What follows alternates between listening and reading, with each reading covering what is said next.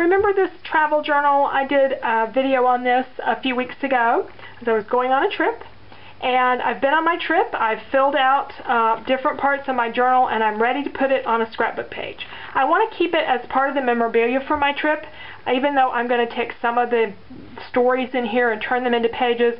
Not all the stories from here and the little notes from here will go into pages, so I'll have it for that. And also, it has a lot of great color, and I think it will add a lot to my page. So it's a good place to put it, is in my scrapbook album, because otherwise, then where does it go?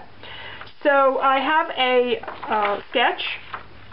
This is on one part of my page, and I have a photo, and this is a pretty busy item in terms of color and all, as well as my photos, so they're a little bit competing, or would be competing with space on or for attention on the page. So what I decided to do was just give them each their own section. So the travel journal is going to have one background paper, and the photo and the rest of the journaling is going to have another background photo, and then the title will sort of bridge the gap, as well as some embellishment, probably some enamel dots or some brads for embellishment to kind of go over the top. And I'm going to use a border sticker down this in between them, since I have those from this collection. Still continuing on with the Travel Girl collection from October Afternoon. Lots of great papers in here that I can work with. Mainly, though, I'm going to need background papers, and I did not buy the 12 by 12 for this collection, so I needed to go to my stash and see what would match my mini album that I'd already made. So I loved this yellow paper, and I also had a green paper here that I thought would go really well on this side and would go under our photos very nicely. So I need to add some titling and the journaling and all those kinds of things. Now, one of the main challenges I have with adding this is that not only does it have a lot of color and a lot of elements that I want to show, but it also is rather bulky. So I need to create a pocket, and a lot of times I do them out of vellum, but vellum would cover up some of my design, or at least, shadow it some. So I've decided to use transparency film and create my pocket with that. But again, there's a lot of bulk here, so I'm going to show you how to create a pocket and still put something really bulky in there and see it and everything. So we're gonna do that as part of the video as well. So, okay, I've cut my green piece to go over here on the side, and I have a piece of transparency film. It can be any kind of transparency film, the kind that goes to your printer, copier, or the write-on kind. It doesn't matter. And I'm going to place it over my little book so I can get an idea of how wide this needs to be. And one end will be tucked under the green paper, so I'm just going to go ahead and mark where that's going to be cut and give myself plenty of room. And then I think I want my edging to go about there, so I'm going to mark the bottom edge of this and take it to the trimmer and trim that down. Okay. Now, before I start attaching my transparency film down, I want to put the border across the top, and I've decided on this border sticker. So I'm just going to lay this down here. Hopefully you can see it, and apply the border sticker. It's hard to see. You have to hold it up. See where the border sticker is going.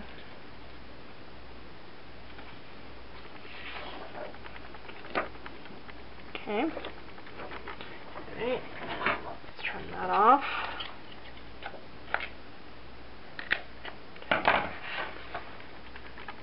The rest of that up for another use.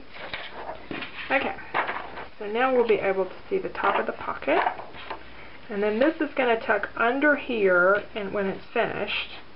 And it's going to get sewn down over here, but I can't really sew the bottom, or I'm going to end up with a, as I talked about before, it's going to end up popping the page up. So what I'm going to do is create a flap at the bottom, and I'm going to use this matching paper. It was the back of the camera paper, and sew some of that on here before I sew the whole thing down. So I'm going to trim a piece down of this and mark where I want to sew it.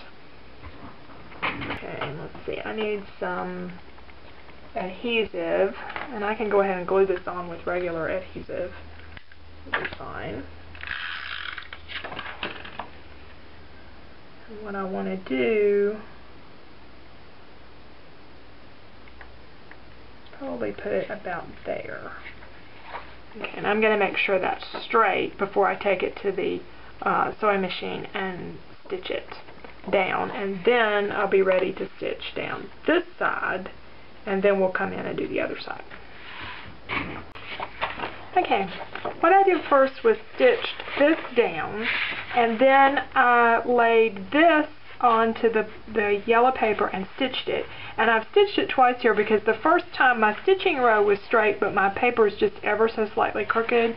And so I went over it again to, kind of make it look like it was purposely a messy row of stitching, that kind of look, which is the way you can disguise things if they don't come out quite right. What I really needed was some removable adhesive to hold this down while I stitch, but I got into the basement and didn't have that, and I didn't want to come all the way back upstairs to get it. So I just held it, and that's kind of the results I got, and it's still working fine. So I'm going to slip this in here, and then this is going to end up covering that, and I'm not really concerned about covering that at the moment, as I am seeing where I want to put my removable adhesive and where I want to attach this down. So first thing I'm going to do is take some of this double-sided sticky tape. This happens to be Creative Memories brand.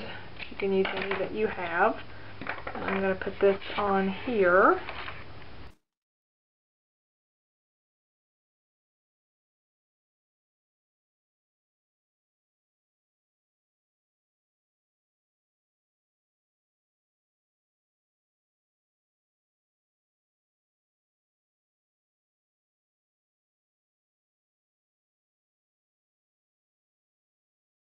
We have a pocket that has a little extra room in it to hold our thing on. And then we can come in and just glue this down into the pocket it's adhered. And you could go to the sewing machine and stitch the other side if you wanted to, and I may do that when I get closer to finish with the project.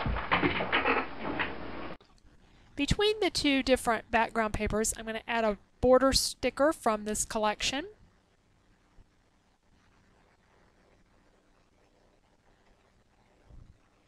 It may need a little extra adhesive there where all the different layers come together in the middle.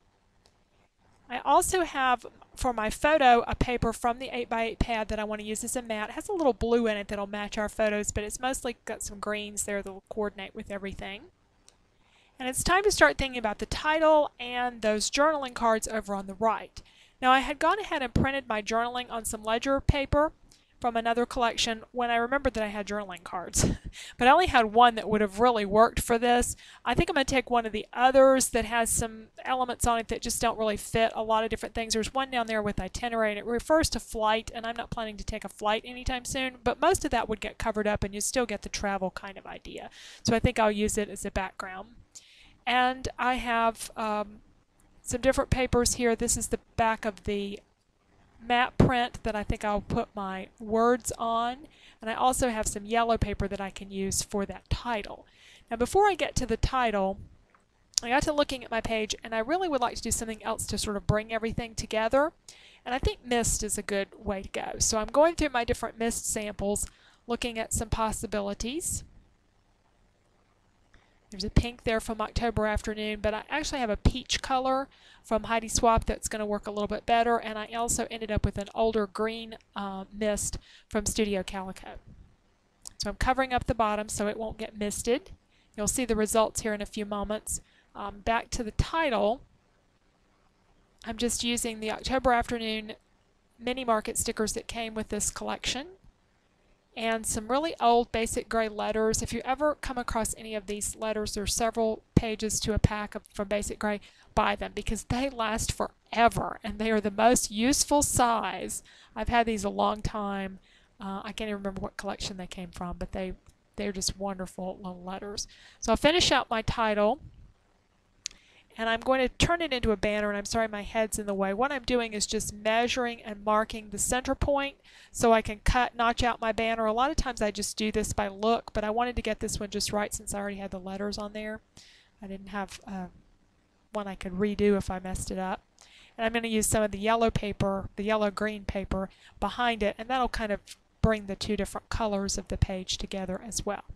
Now the mist looks busy. It looks like a lot of mist, but remember, a lot of it's going to get covered up. By the time I get my photo on there and my journaling cards and everything in place, you won't see a ton of the mist, but the mist between using the peach and the green, you do get the two colors together. Now that itinerary card had a green background. I didn't think about that when I cut it out, so I'm going to add a gray mat to it so it shows up a little bit better.